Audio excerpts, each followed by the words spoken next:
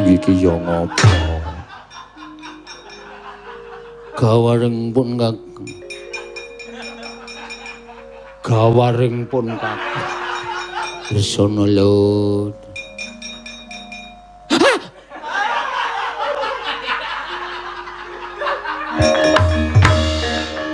Iki yo ngopo?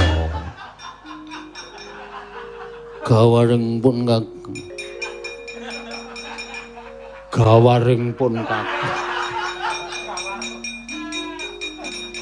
Resono Lut.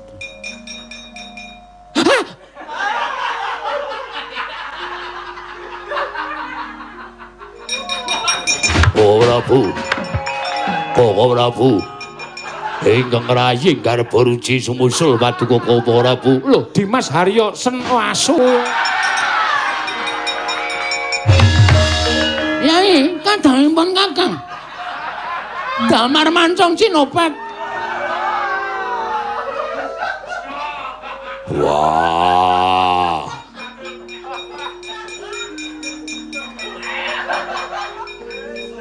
Kok dadi ngono aku ya tok jupuk. Sing ngakon Werkudara. Ora. Bales kowe ya. Bales kowe ya. Ora tau balik gak gecek ndasmu. Nggo wangun-wangun. Nggo bubar-bubaran. Sifat barat, sifat utara.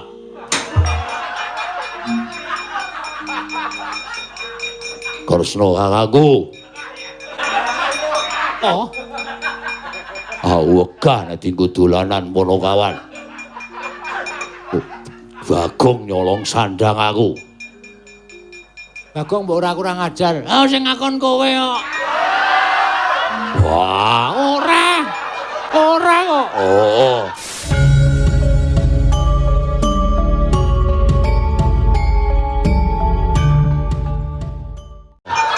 Wae.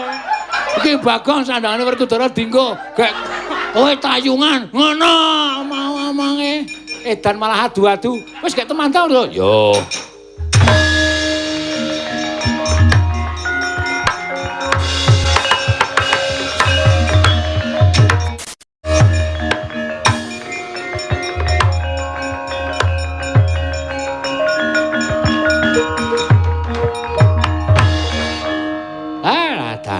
Nika larenipun inggih kasinggihan mekaten. Wah, tobat.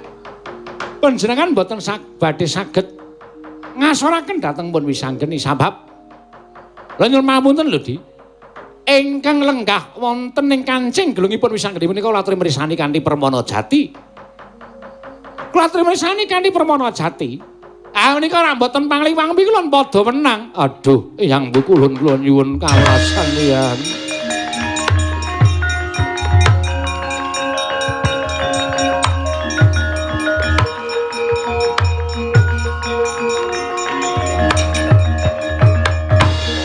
Manik Maya wonten dawuh pukulun. Ulun ingkang boya narimakake lamun kita dhendak sekara kelawan Wisanggeni, ngerti yo. Wiwit dina iki Wisanggeni tetep dadi titah kelangenan ulun. Keluputan kita, ulun ingkang bakal menehi pangadilan, maringi pangadilan kelawan jeneng kita. Ayo ulun kanthi manjing ana ing Suralaya, monggo pukulun kula dherekaken.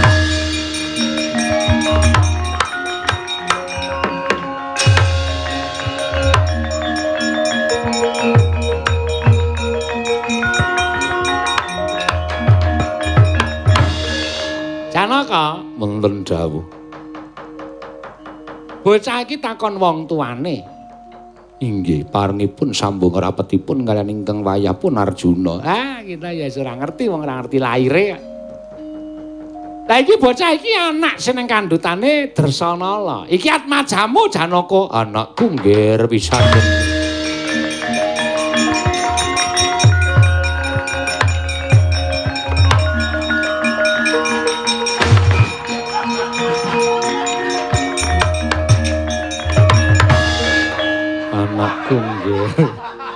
Anakku Wisanggeni.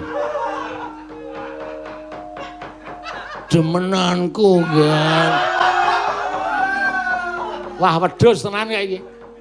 Ya iki nyikep ambune oli sapa iki?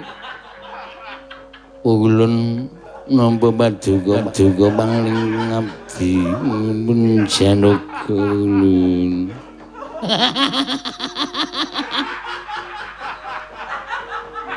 Lek golek cemara digelung kok iki nendi? Ulun lam-lam ciwan perjiwatan. Boyo Mirabaya ingsun sing permak. Permak dengkulmu iki padake kathok dipermak. Dadi ndika pukul anakku Wisanggeni, anakku Nradaus. Aku bapakmu nggih, aku bapakmu tiri. Mbok ora caturan ora. Bagong isin-isin kedewa wae.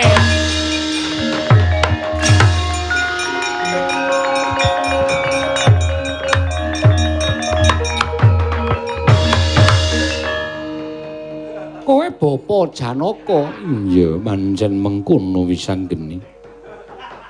Elah dalah.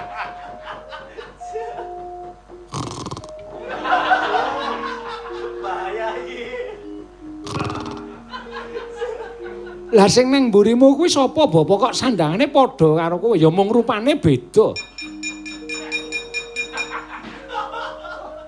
Asu.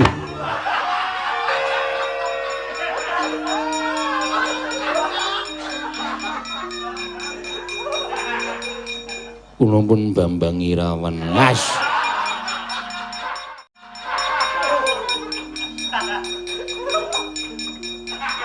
Bagong. Wong edan kowe kok ya nganggo sandangan kaya aku. Ibu nendi, Bapak? Ibuku nendi? Jare kondange digawa Dewa Srani. Lah ibu digawa Dewa Srani kok kowe meneng wae?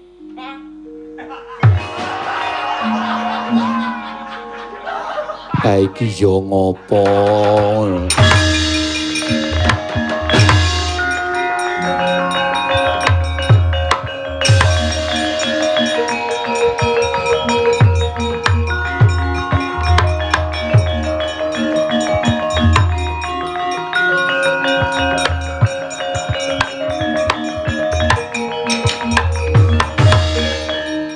Iki wis nang kene pirang-pirang dina kok ora gelem ngladeni karo aku to Kakang Mbok.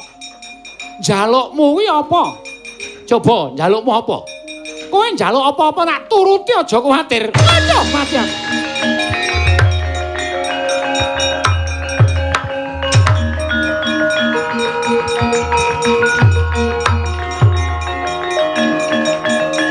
Waduh.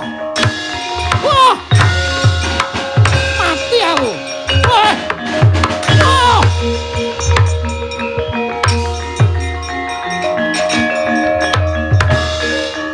Kang Janaka aku njaluk ngapura. Aku njaluk ngapura. Rupamu bagus. Nanging atimu kelepetan dedusan. Ayo yen pancen arep njaluk garwane Janaka, pecahan dadane Janaka, kukupen Dewa Srani. Nah yen ora wani tanding karo Janaka ora minggat tak longgo parung wadung. Wah mati aku njaluk pamit Kakang Janaka.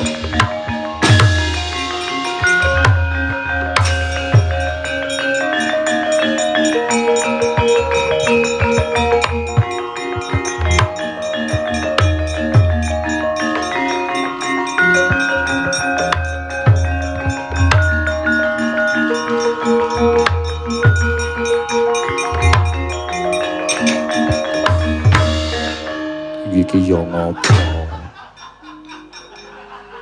Gawaring pun Kakang. Gawaring pun Kakang.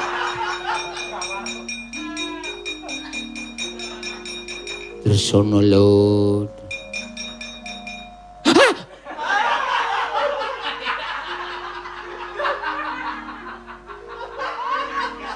Tak kira nek demit.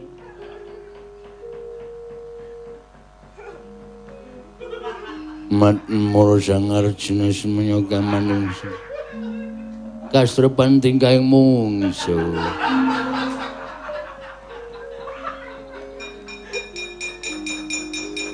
werna-werna wae si Adi wis iso bali ana kelawan pun Kakang. Nggih pangeran Ayo tak kanthi manjing ana ing Madukara. Ingkang putra wis mapan ana ing Madukara Dewasrani.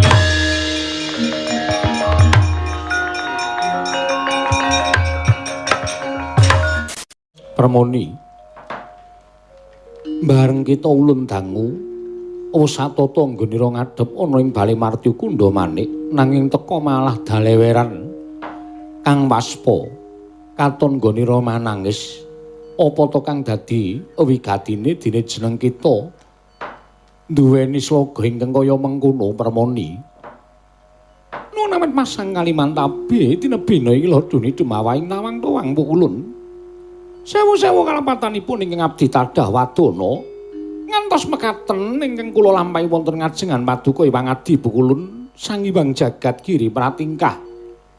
Krana awrat lampaning kedah kula lampahi krana awrat lampaning kedah kula lampahi wonten ing Madyapada ngengingi babagan putra Paduka pukulun Atmaja ulun kawono inggih mekaten.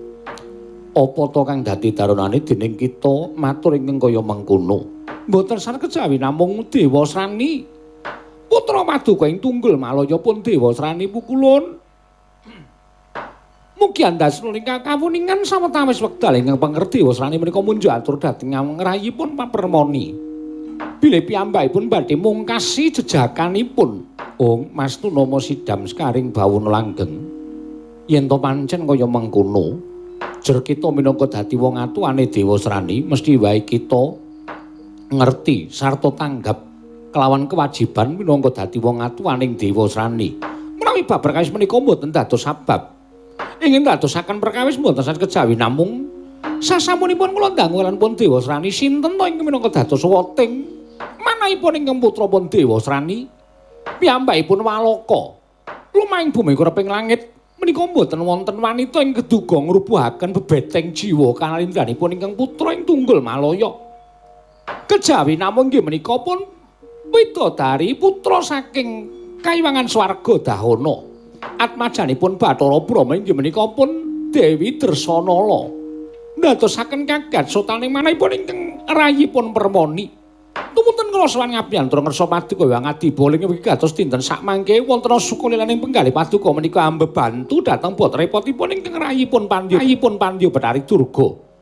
Kanthi sarana Paduka menika pados sarana misahaken brayanipun Dresanala kaliyan wayah Paduka panengah inggih menika pun Arjuna pukulun. Gagat risang kapirangu Wong Durga kula wonten maring adhawuh.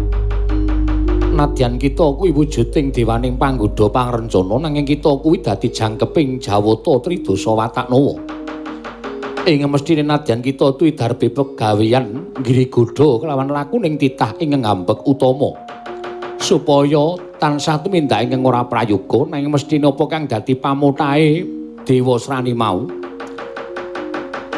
kang mangkono bakal ambebecer dhateng asmaning wong tuwa luwih-luwih kita apa dene panjenengan ulun minangka dadi sudarmaning Dewasrani. Apa isih kurang titah ing mapan ana ing jagat wujuding wanita putri endang lan sapiturute ingkang pantes nantrep minangka dadi jatuh kramaning Dewasrani. Lah kok teka Dewasrani bakal ngerusak kelawan bali wismaning Arjuna kelawan Dresanala, ngerusak kelawan bebrayaning Dresanala lan Arjuna. Kanthi kaya mengkono ulun babar pisan mboya nyarujuki Blakasuta ora bakal ulun tutup-tutupi. Nadyan ulun kuwi dadi sudarmaning Dewasrani nang yen to Atmaja ulun darbe pakarti ingkang kaya mengkono Durga sing gedhe pangapura kita ulun mboya nayogyani Pandya Bathari Durga.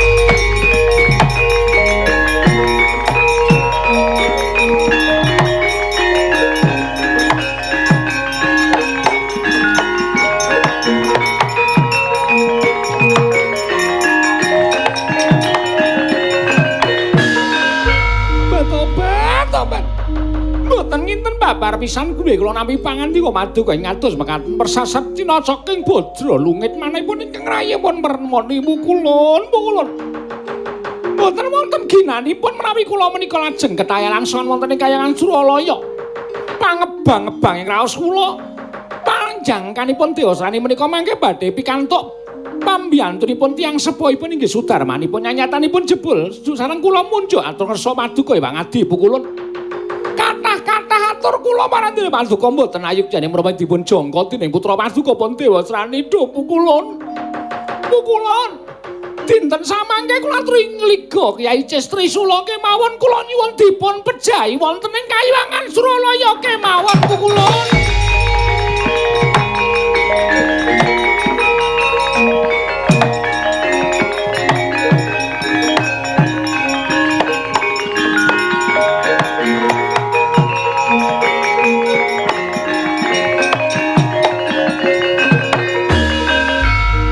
Mastu nama sidam skaring bawana langgeng persasat suduk gunting tatu loro paran marga ingkang kudu ndak lakoni lamun ta ulun ora nayogyani kelawan panjaluk Atmaja Ulun Dewasrani sayekti ulun nyelaki kelawan jejering minangka dadi sudarmaning Dewasrani nanging yen ta ulun nayogyani apa kang dadi pamuthahe Atmaja Ulun ateges ulun bakal metu dalan kang ora prayoga tegese menggok dalan ingkang sak temene ora pantes kinarya laku jantraning Bathara Guru Permoni tobat namung sepisan menika kemawon kok Pukulun namung sepindah menika kemawon jernyatanipun putra paduka menika inggih namung setunggal inggih menika Dewasrani menapa awrat paduka menika tumindak ingkang boten prayogi namung ngawrataken dhateng pamuthaipun putra paduka pun Dewasrani menika ra inggih mboten dados menapa to? Mboten dados menapa? Mriki saking menika Pukulun kula suwun kanthi sanget paduka kersa mbantu dhateng ingkang rayipun Permoni supados sak mangke kasembadan panjangkanipun ingkang putra pun Dewasrani. Kakang Narada, menawi kula suwun sowanipun Bathara Brahma dinten mangke. Nuwun sewu, Dik. Ingkang putra Bathara Brahma katimbalan sowan menika badhe dipun paringi dawuh menapa? Kakang menika perkawis kula. Kakang Narada kantun nderek kemawon lan mastuti dawuhipun ingkang rayipun Jatimurti. Ah inggih ngestaken dawuh madal pasilan ngatos-atos Kakang Kaneka Putra.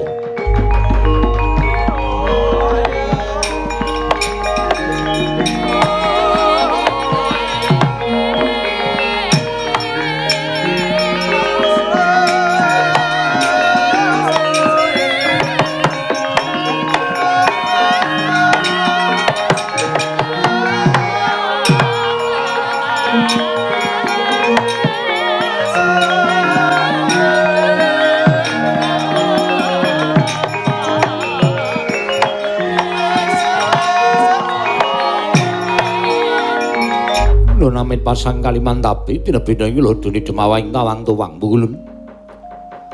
Wanter timbalan paduka Iwang Adi Pukulun kan Sang Hyang Jagat Girinata lumantar Kanjeng Wa Pukulun Kaneka Putra. Keparenga ingkang putra pun Bathara Budawaka inggih Bathara Brahma cumadeng dawuh pangandika paduka. Brahma kula maring dawuh. Sayektine kita ulun timbali mung bakal ulun dangu. Wis watara pira suwene nggon kita ndhawuhake Atmaja kita Dresanala kelawan Arjuna. Sampun wonten setunggal warsa ingkang lenggane nggo dinten sak mangke menika malah anak kula pun Dresanala sampun pikantuk wohing katresnan. Inggih menika ngandhut punang jabang bayi. Turasipun Arjuna ing mapan wonten ing kandhutan sampun wonten Sapta Candra kelenggan menika Pukulun. Brahma kula wonten paring dawuh. Ulun bakal nyuwun pitakon kelawan jeneng kita. Nggih. Sapa ingkang paring pangestu kelawan jeneng kita nggon kita ndhawuhake kelawan Atmaja kita. Kita kuwi jejering dewa. Mestine lamun kita bakal ndhawuhake Atmaja kita kudu taren kelawan panjenengan ulun lan kudu nyuwun pangestu kelawan Jatimurti. Nanging sabab apa kita nerak pacak nerat jang perbatang tanpa nyuwun pangestu kelawan Sang Hyang Jagat Girinata kita ndhawuhake Dresanala kelawan Arjuna. Monggo jejering widodari kuwi kudu dhawuh kelawan swijining jawata. Titah wis pinanta anut kodrating dewi-dewi, pestine dewi-dewi lan judune dewi-dewi. Mboya kena kita nerak kelawan pawalaring para jawata ndhawuhake wujuding widodari ya kuwi Nini Dresanala kelawan Si Arjuna. Mula kang sangka kuwi lamun kita isih kepengin dadi dewaning para dewa utawi kita isih kepengin dadi jangkeping Jawata Brahma ulun dawuh kelawan jeneng kita krana atmaja kita bakal ulun kersakake dadi ya kuwi widodari ingkang olah beksa utawa widodari Langentaya ingkang ngambeksa ning Kayewangan mula kang sangka kuwi ulun nyuwun kelawan jeneng kita balya marang swarga dahana danguwa kelawan atmaja kita mantu ya kuwi Si Arjuna supaya wit dina iki pisah kelawan atmaja kita ya kuwi Dresanala Bathara Brahma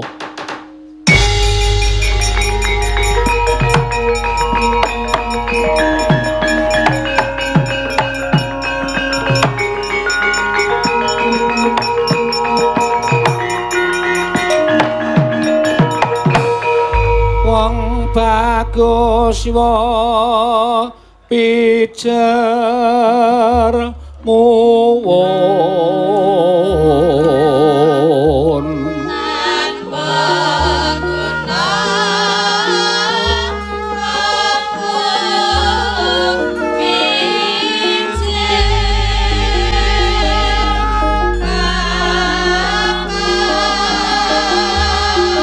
kula dosa menapa ing badhe kula sandhang menawi kula wantun handhuwa dhateng kepareng Paduka tuwin dawuh Paduka ewang adi pukulun nanging kula nuwun sewu pukulun menapa inggih wonten jamak limrahipun kula menika nembe remen-remenipun nyawang dhateng anak kula pun Dresanala anggenipun ambobot ponang jabang bayi nanging kenging menapa kula kedah wentala misahaken bebrayanipun Arjuna kaliyan Dresanala dupukulun menapa mboten wonten dawuh ingkang langkung awrat saksanesipun anggen kula misahaken dhateng anak kula pukulun Brahma wis dadi dawuh panjenengan ulun mboyaken wolawali mung kita kudu matur kelawan jeneng ulun sagu lan orane aduh ulun Wanrada kados pundi wa? Ah, wis kono. Ha, ulun ki jejering kami tuwaning Kayewangan. Sing jeneng kami tuwa kuwi mestine kudu tansah gawe bener, gawe resik Kayangan Suralaya. Upama ana barang sing bengkong, ulun wajib njejegake, upama ana barang sing kleru ulun wajib benerake. Nanging sagedakan iki ulun ora iso apa-apa, nggih, ora iso apa-apa. Merga ulun wis kalah panguwasa lawan Sang Hyang Jagat Giri Pratingkah. Ya janjane luput. Wong atase wis bebrayan wis bangun bale wis padha omah-omah kok dipisahake iki kepiye? Lah. Apa ora ngeman kelawan jenenging kadewatan? Apa ora ngeman kelawan kanalindraning kadewatan? Ing atase dewaning para dewa lah kok mengeng tumindake menggok dalan kang dadi pakartine. Ya nuwun sewu lho, Di, mboten badhe wantun ngrumaosi dhateng panjenengan. Namung udara rasa kemawon kok, Di. Ulun nyuwun kawelasan pukulun Brahma. Lamun kita mboya budal megatake katresnane atmaja kita, aja takon dosa. Wiwit dina iki kita ulun copot kadewatan, ulun sotake dadi werjit cacing. Nyuwun pamit pukulun, nyuwun pamit.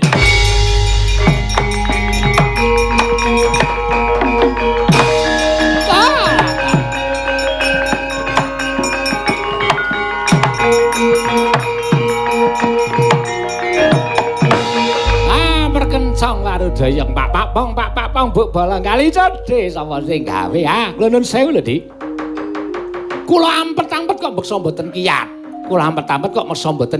Mesinipun kula mboten bari tuwa-tuwa jer menika wonten pangaos Paduka Adi Pramesti Bathara Guru ning kula nuwun sewu lho, kula menika ugi kalebet kami tuwaning Kayewangan, kula menika kalebet dewaning Kayangan Suralaya. Menawi Suralaya menika wonten menapa-menapa monggo Suralaya menika nuwun sewu asmanipun bebangeri lajeng dados raosanipun para titah kula ya katut, kula ya melu mula. Kula nuwun sewu menawi kula paripaksa ngemutaken dhateng klintuning patra Paduka Adi Pramesti Bathara Guru. Bab ingkang pundi Kakang? Lho, kok bab ingkang pundi pripun to? Panjenengan dawuh kalian pun Brahma kedah misahaken Dresanala kalian Janaka. Nuwun sewu lho. Sing jeneng Dresanala niku wis mbobot 7 sasi Mongko wis suwe nggone bebaran karo Janaka. Kok lagi saiki panjenengan ajeng misahaken Janaka kalian Durjana? Kok lajeng panjenengan ngawrataken Dewa Srani ingkang putra? Kula nuwun sewu, jagat menika gelar ora sak godhong kilor ning Jembar. Wong wedok model piye wae menika kathah. Dewa Srani menika menang milih. Dasare Dewa Srani menika tesih Jaka. Menang milih wong wadon pundi dasare putra paduka. Nek wing gayuh sapa wae bakal kasembatan. Ning mbok ya aja ngrusak pagerayu. Aja mbubrang kalawan sing wis padha bebrayan. Menika nek naminipun panjenengan menika kula nuwun sewu. Ngrajangi pakarti ingkang putra pun Dewa Srani ning panjenengan ora krasa. Nek panjenengan menika mangke ugi badhe kewirangan merga pakarti sampeyan piyambak. Kakang Trada. Menawi sakmenika kula takon. Ingkang dados dewaning kayangan menika kula lan panjenengan. Sampeyan panjenengan kami tuwaning kayangan. Ateges panjenengan menika pepatih kayangan Suralaya. Kula patihipun. Antawisipun Nalindra kan patih menika panguwasipun inggil ingkang pundi? Ha dhuwur Nalindra. Kenging menapa paduka ngemutaken dhateng kula? Tuwa kula mbane sampeyan. Nadyan piyantun sepuh kula nuwun sewu dereng kantenan menawi ingkang enem menika kawon pinter kaliyan ingkang sepuh. Ning sing tuwa duwe pengalaman. Pengalaman menika mboten saged dipun ndelaken tanpa kapinteran. Wis sakarepmu. Wah, anggere bantah kok mesti kula menika kalah lho. Mesti kalah niku lho. Samenika panjenengan badhe menapa? Kula mboten sarujuk, menawi mboten sarujuk, menawi paduka Pramesti Bathara Guru mboten emut, kula mboten badhe dados dewa. Menawi mboten kepengin dados dewa sumangga. Panjenengan badhe menapa? Kula semanggaken Purbawasya kula aturaken dhateng Kakang Trada. Sekecake lenggah, nek ana apa-apa aja sambat Trada.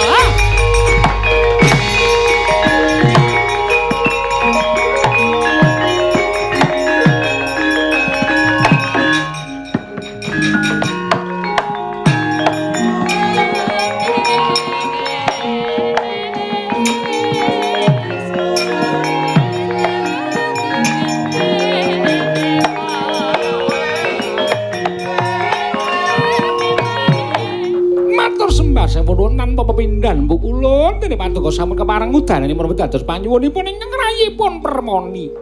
Iya Durga. Kewajibane ulun minangka dadi sudarmaning Dewa Srani ampan kaya mengkono. Samangke lajeng kepareng paduka kula namung ndederek. Sinambyang rantu kelawan sowaning Bathara Brama lan pekabaran saka Bathara Budawaka. Ayo ulun kanthi manjing karang kawidodaren patobat. Pukulun kula dherekaken pukulun. Iya, Pandya Betari Durga.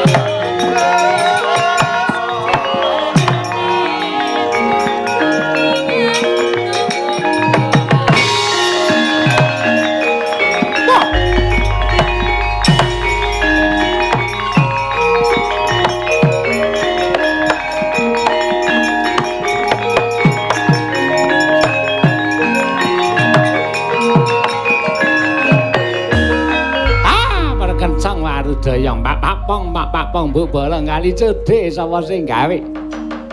Ya wis ora ana gunane. Wong sing jeneng lagi blinger kuwi dikandhanana ya ngapa ora bakal bisa iling. Dituturana kaya ngapa ora bakal bisa manut. Wong iki yen wis lagi keblinger ya wis ora bakal iso dikapak-kapakno. Ben dilakoni Adi Pramesti Bathara Guru. Ulun wis ditundung saka kayangan wis ora dikanggokke dening Iwang Pramesti Jagat Giri Pratingkaya. Ulun mudhun ning marca padha ngenteni babaring lakon iki, Pak.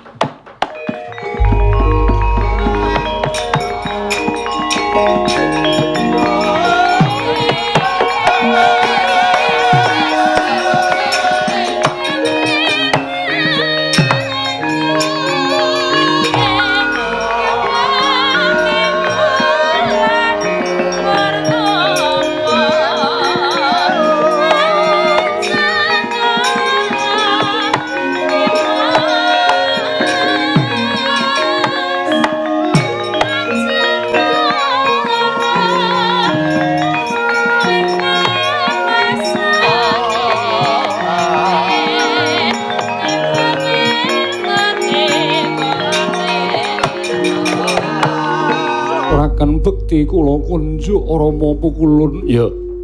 Dresana Luntampa.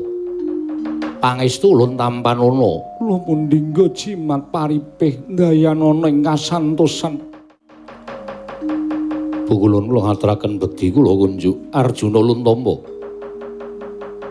Katingal benten pasuryan paduka Rama Pukulun sarawuh paduka saking sowan Sang Hyang Jagat Girinata.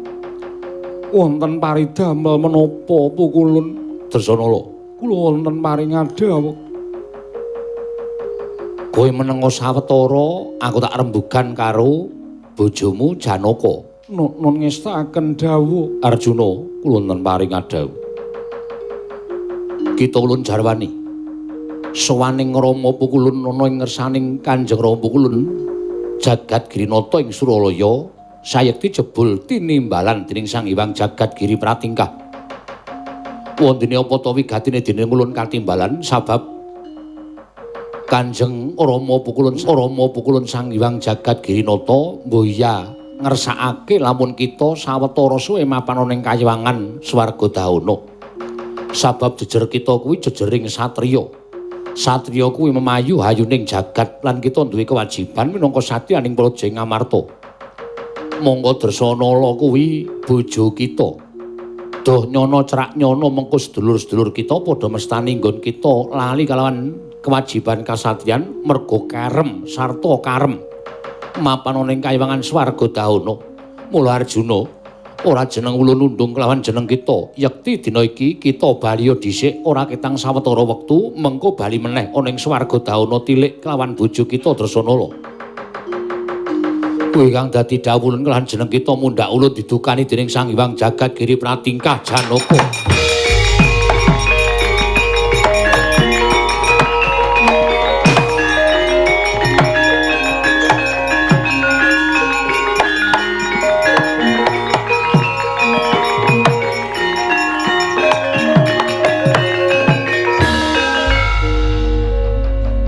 Dresanala mboten nginten babar pisan bilih mekaten pangandika paduka kaliyan Raden Janaka.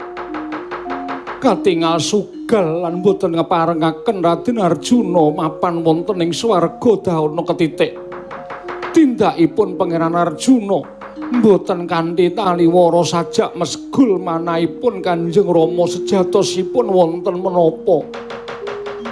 Anakku nggih Dresanala. Ya dinapa kang tak kandhake lan Arjuna mau mengkir narya samudana satemene wong atuhamu aku tinimbalan Sang Hyang Jagat Giri Pratingkah. Lamun wektu dina iki nggon kita bebrayan kelawan Janaka dikersakake dening Sang Hyang Jagat Girinata kudu pisah lan kudu ora diterusake sartane kita bakal ditimbali ning kayangan Suralaya dadi widodari ingkang ulah beksa ning kayangan Suralaya. Dresanala. Dresanala.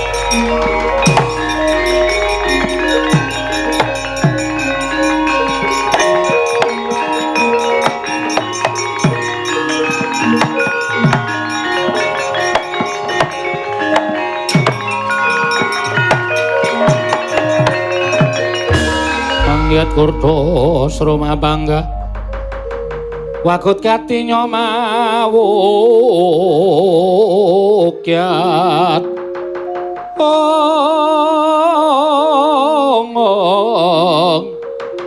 wagut kati nyomawukyat Ong milahing Mastu nama sidam skaring bawuna langgeng Dresanala. Kula ngaturaken pangabekti kula kunjuk Kanjeng Hyang. Iya ulun tampa. Akarya bombong tias ulun ora liwat pangestu ulun tampanana. Kula pundhingga jimat paripih ndayanana ing kasantosan. Ana apa dene jeneng kita sowan ngabyantara? Malah kula ingkang badhe nyuwun mriksa menapa paduka Hyang Pikulun paring dawuh kaliyan tiyang sepuh kula inggih Hyang Pikulun Bathara Brama supados sakmangke misahaken bebrayan kula kaliyan pun Pangeran Arjuna. Dresanala sing gedhe pangapura kita apa kang dadi dawuhing tiyak wong atuwa kita ya kuwi Bathara Brama.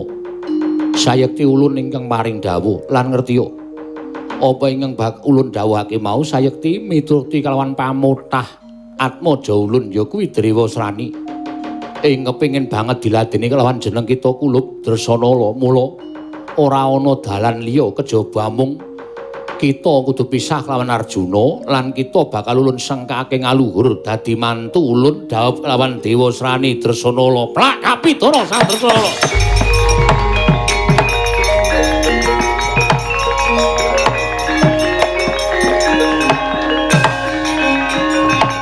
Tobat.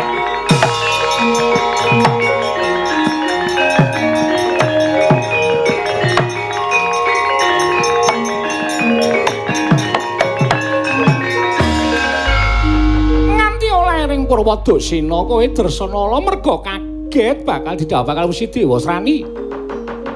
Tobat bareng tak junjung tak jak metu saka lebahe Martukundha manik kowe eling. Ora dadak wedi, ora dadak kaget. Apa kurang bagus upama ditandingna ya bagus Drewasrani tinimbane si Arjuna. Upama babakan perkara nggon kawibawan mukti Drewasrani tinimbane si Arjuna, lha kok dadi kowe malah sajake nolak utawa kowe nampik kalawan atmajaku Drewasrani. Tuk sumbring perkara ya ora kejaba mung saka kowe Betari Durga. Memper karo wujudanmu kowe sawijining raseksi dewaning panggoda pangrencana ingkang ora duwe rasa kamanungsan ora nggunakake akal lan budi memper karo wujudamu ingkang wujud kaya mengkono wujuding buta ingkang betah buteng aniaya kowe mrawasa atine Dresanala kowe mrawasa kalawan atine penggaling pengenan Arjuna lan kowe ora darbe rasa kamanungsan babar pisan. Aku ora sudi ngladeni karo anakmu upama kulitku disenggol Drewasrani tak suwek tak beset. Sandang aku disenggol anakmu bakal tak obong leganing atiku. Tobat kuku arepe dhewe menungso. Ora tenan kowe wong wedok apa kowe? Mati jenengku nggal mati.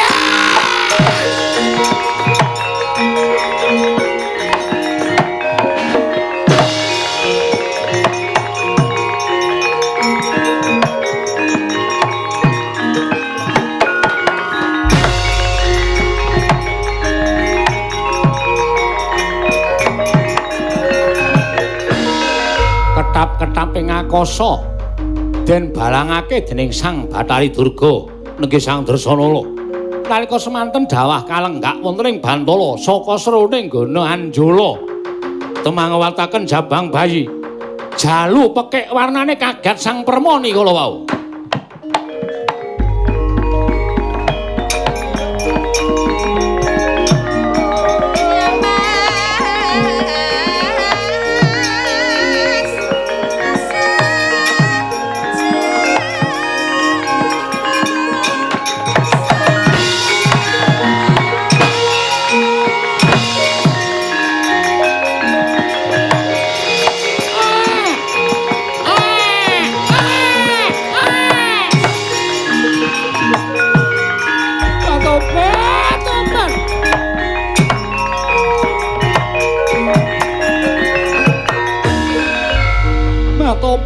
Tobat. Lah kok bareng tak pulasa tak uncalake adoh tibamu kowe tiba ana ing Bantala sajake bengok sora kowe Dresanala. Nguwatake jabang bayi. Lah tobat. Iki ora pangling anakmu lanang baguse ora geseh karo wong tuane ya kuwi si Arjuna.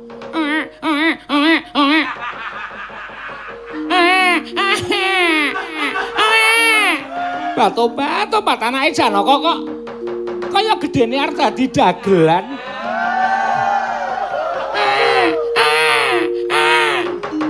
Drewasrani Dresanala wis nguwatake jabang bayi pondhongen marang Tunggul Mayana bocah iki tak patenane Nger Drewasrani.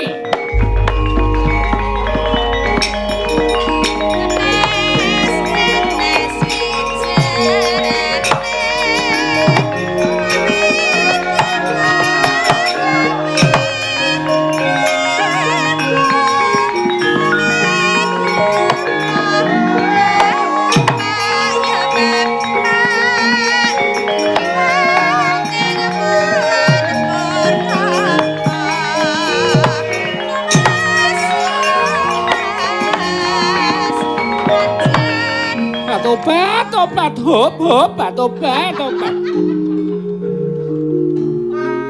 Ora nyono babar pisan. Upama tak mateni kuwandane mesti bakal ditemokake dening sawijining manungsa. Yen mangane ditemokake dening manungsa bakal kadenangan. Luwe becik tak lebur ning Kawah Candra dimok tak cemplungake kawah. Lebur tumpur tanpa dadi kowe wujudanmu kowe bocah.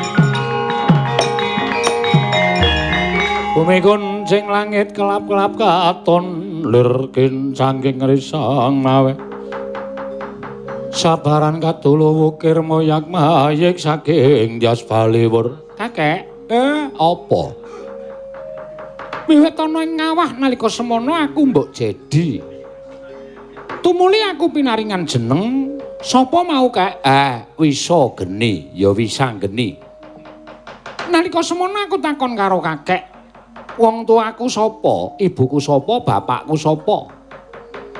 Kok kakek cerita bab kayangan, kayangan ki nggone ngendi? Nggone dhuwur kono. Anggere ana papan ingkang gumantung tanpa sendelan, mongko papane ndah, ya ing kono dununging para dewa. Lah terus sambung rapete aku karo wong tuaku, bapa lan ibuku karo para dewa. Dewa sing ngerti karo bapakmu karo ibumu. Takono para dewa. Yen perlu takon karo dewaning para dewa sing jeneng Bathara Guru. Lah nek dewane ora ngerti, dewane wajib tok ajar nek pancen ora ngerti.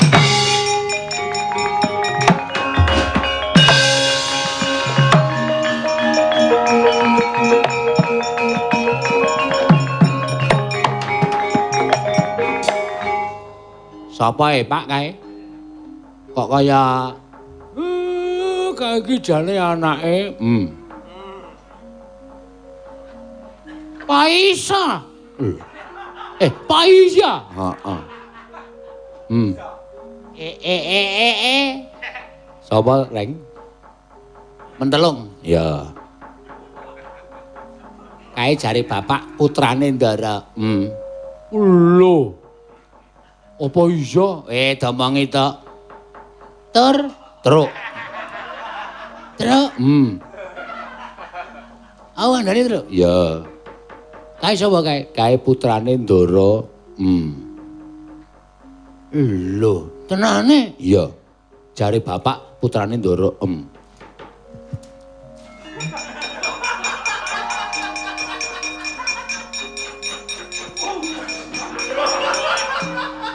Kowe iki ngopo, Gong? Anakku bocah bagus, anakku bocah bagus.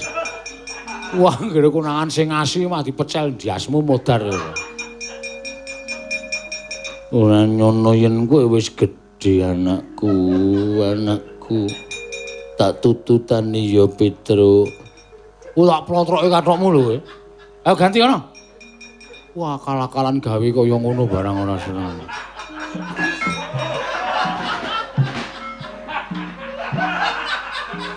Awang ndase nabrak kok isih arep mlaku wae. Nyelempit. Ndase nyelempit. Dawat-dawati ae tole.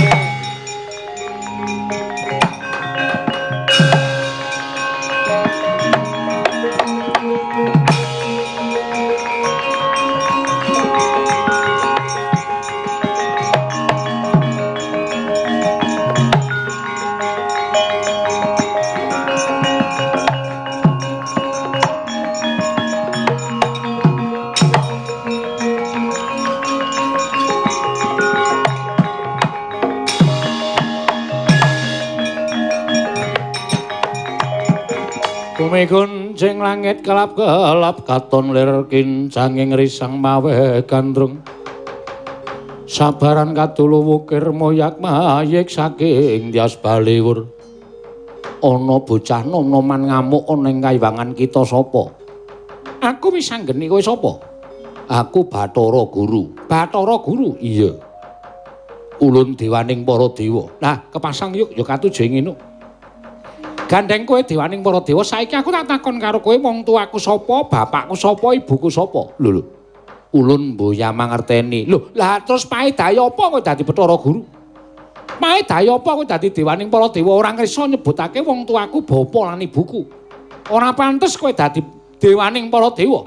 Ora wangun yen kowe ora iso nuduhake wong tuaku Bathara Guru.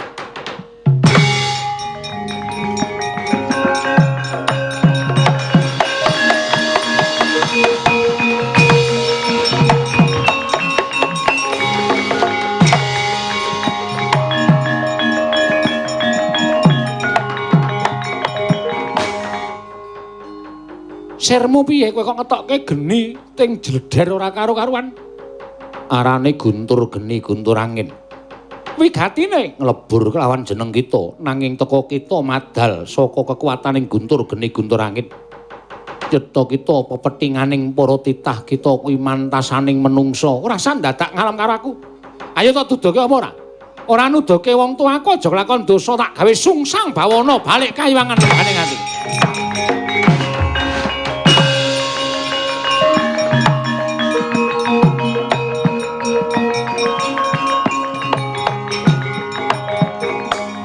Piye? Bathara Guru wedi karo aku kek. Ah, pancen bocah. Peng-pengan tenan. Ora nyono babar pisan. Bocah pancen peng-pengan tenan. Anakku nggih, anakku. Anakku bocah bajigur anakku.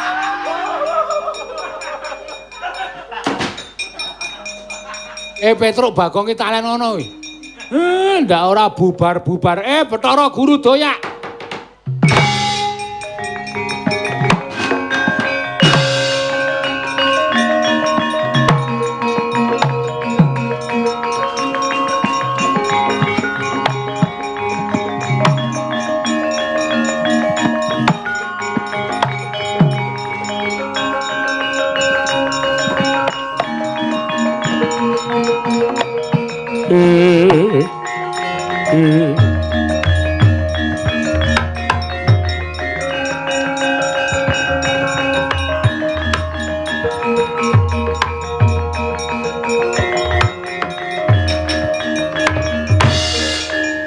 Maraina semobang mangaruna katinetrane nganggo rapa sabdaning kukiloring kanigara saketer kene tunengkung lir wuwu sing pene panca.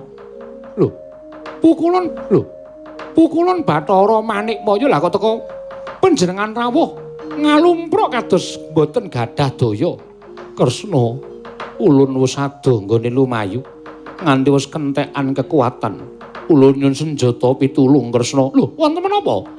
Kayiwangan bubrah dibubrah dening sawijining nom-noman kang aran Bambang Wisageni ya Wisanggeni. Ulun dibujung-bujung bakal dipiloro dening nom-noman mau. Weh, lajeng kula terus minggah kula ing badhe ngemontaken nom-noman kala wau ulun.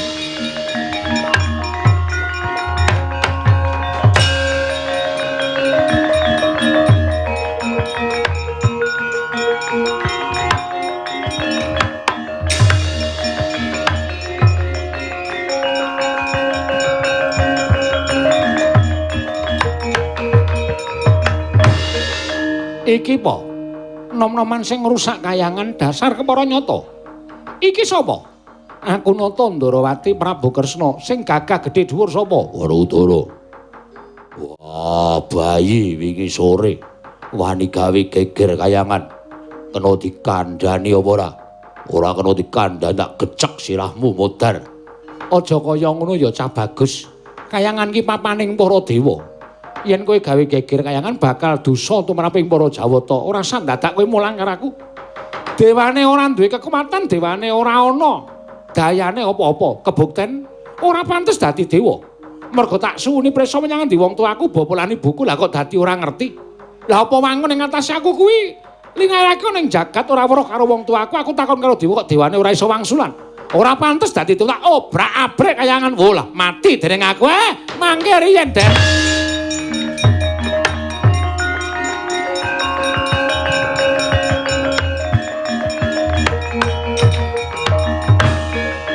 Iki Kakang Semar nggih. Lah ana sambung rapete apa karo bocah kuwi? Mang tamatke. Mang tamatke tatane. Mang tamatke sunggingane. Mestine sampean mboten pangling. Ya wong tuane rada ndungkluk ning anake rada mbranyak. Sopo Kakang? Niki putrane Kang Rayi. Lho. Apa iya?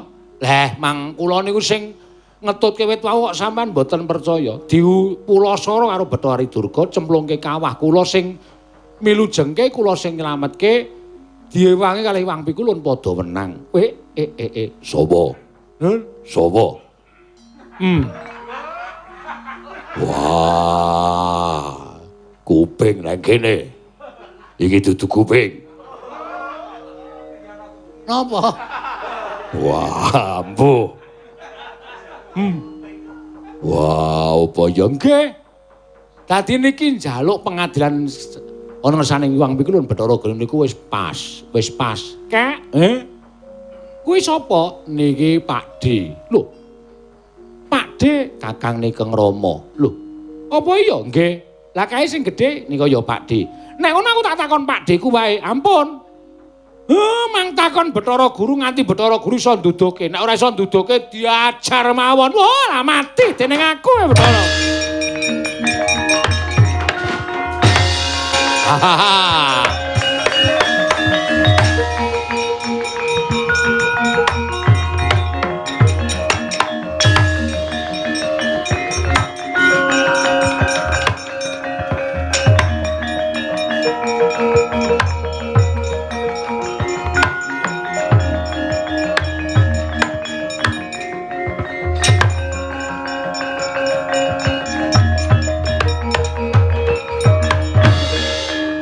Pancen ya kudu sabar Janaka, sing jeneng lakon kuwi adile mung dilakoni.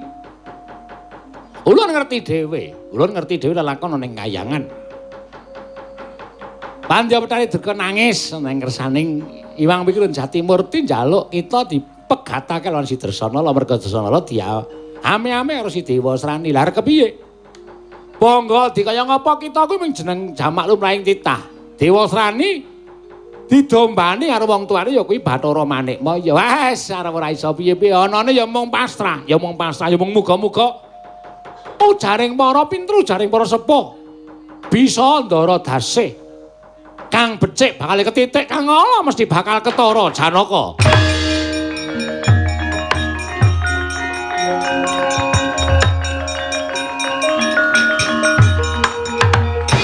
Kakang Raga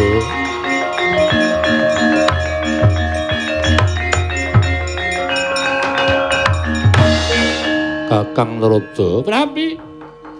Kula sampun ndodho ing alepatan teka awrat dedosan ingkang kedah kula sandhang Kakang. Mila menika.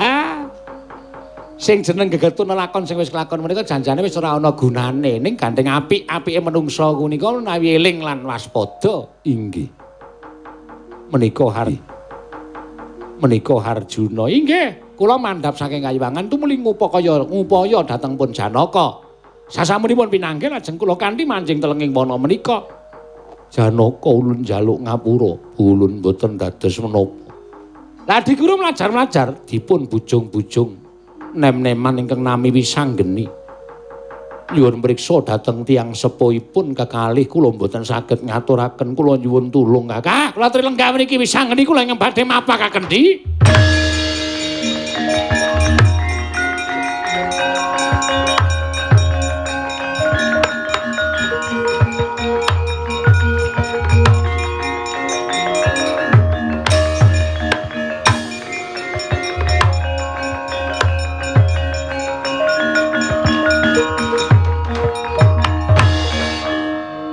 lah dalah.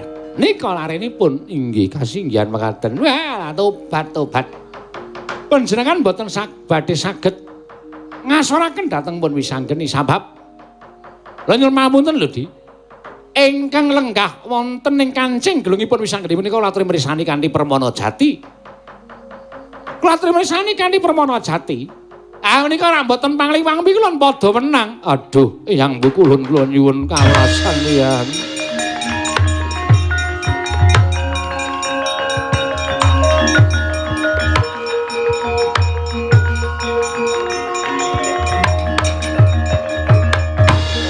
Manik Maya wonten dawuh pukulun. Ulun ingkang boya narimakake lamun kita dendak sekara kelawan wisanggeni ngerti yo. Wiwit dina iki wisanggeni tetep dadi titah kelangenan ulun. Keluputan kita ulun ingkang bakal menehi pangadilan maringi pangadilan kelawan jeneng kita. Ayo ulun kanthi manjing ana ing Suralaya monggo pukulun kula dherekaken.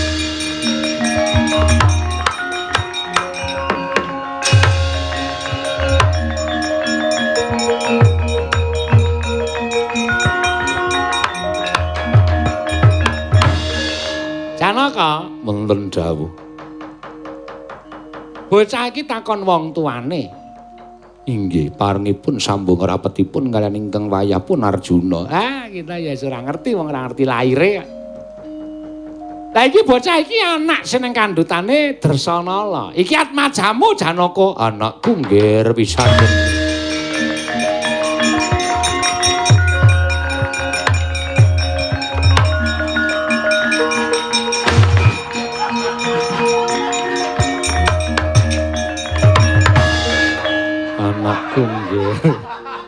Anakku wisanggeni. Demenanku kan. Wah wedhus tenan kaya iki. Ya iki nyikep ambune oli sapa iki?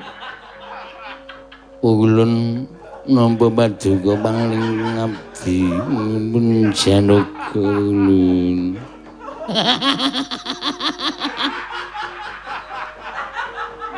Lek golek cemara digelung kok iki nendi? Ulun lam-lam ciwan perjiwatan. Boyo Mirabaya ingsun sing permak. Permak dengkulmu iki padake kathok dipermak. Dadi ndika pukul anakku wisanggeni, anakku Narada. Aku bapakmu nggih, aku bapakmu tiri. Mbok ora caturan ora. Bagong isin-isin kedewa wae.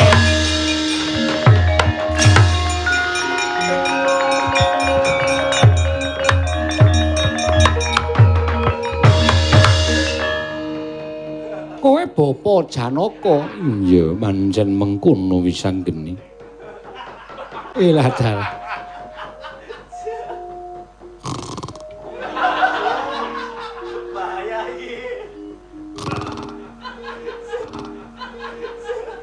Lah sing ning mburimu kuwi sapa bapak kok sandangane padha karo kowe ya mung rupane beda. Asu.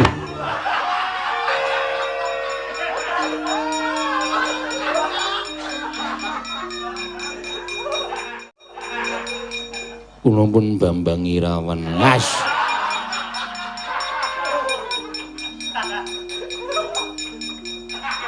Bagong. Wong edan kowe kok ya nganggo sandangan kaya ibu nendi Bapak? Ibuku nendi? Jare kondange digawa Dewa Srani. Lah ibu digawa Dewa Srani kok kowe meneng wae?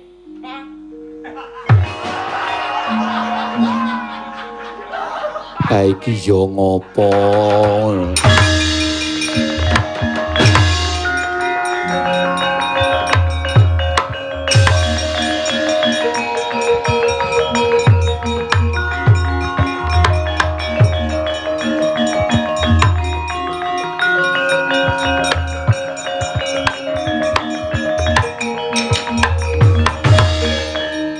Iki wis nang kene pirang-pirang dina kok ora gelem ngladeni karo aku to Kakang Mbok.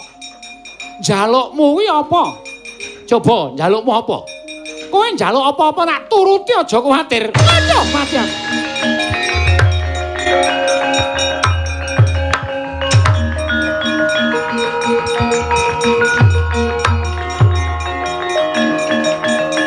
Waduh. Wah. Mati aku. Wah. Oh.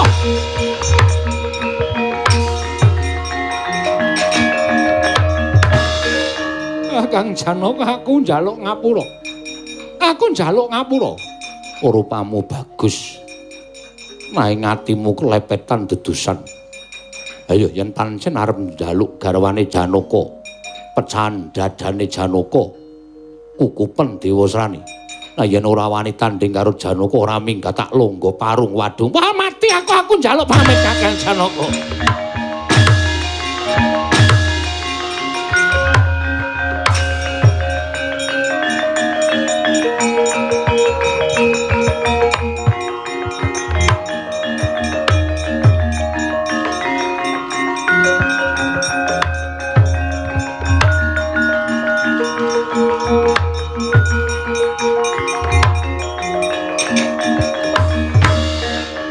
Iki yo ngopo? Gawaring pun Kakang. Gawaring pun Kakang.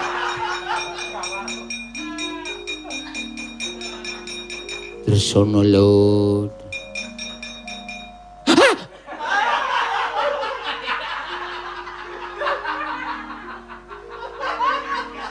Tak kira nek demit.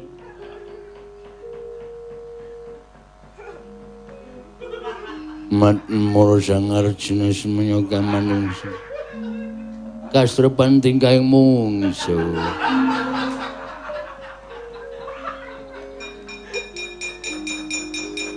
werna-werna wae si Adi wis iso bali ana kelawan pun Kakang. Nggih pangeran, ayo tak kanthi manjing ana ing Madukara ingkang putra wis mapan ana ing Madukara Dewasrani.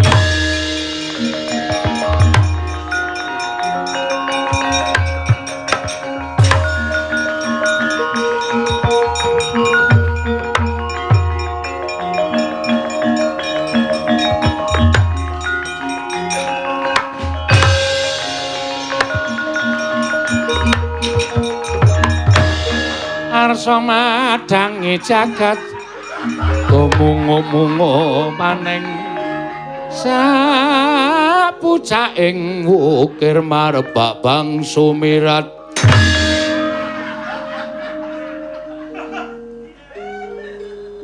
Sing akon sandangan Kusawa salahe dipepe tak engko. Wah, ora tau balik gak gecek ndasmu. Nggo wangun-wangun. Nggo bubar-bubaran. Sifat barat, sifat utara.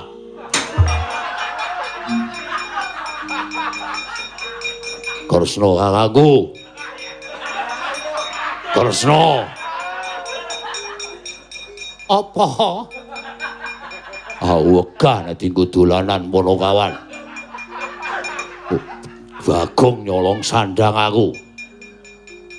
Bagong mbok ora kurang ajar. Sing ngakon kowe kok. Wah, ora. Ora kok. Oh, wae. Iki Bagong sandangane Werkudara dienggo gek kowe tayungan. Ngono mau omonge. Edan malah adu-adu. Wis gek teman ta lho. Yo.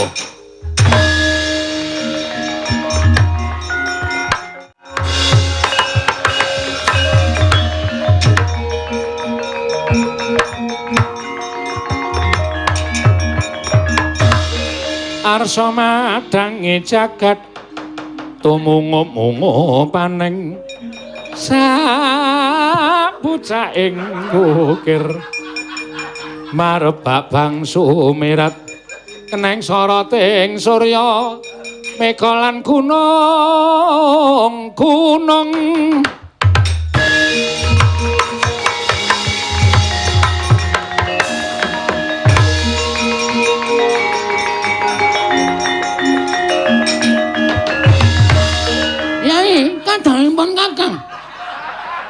Damar mancung Cinopet. Wah.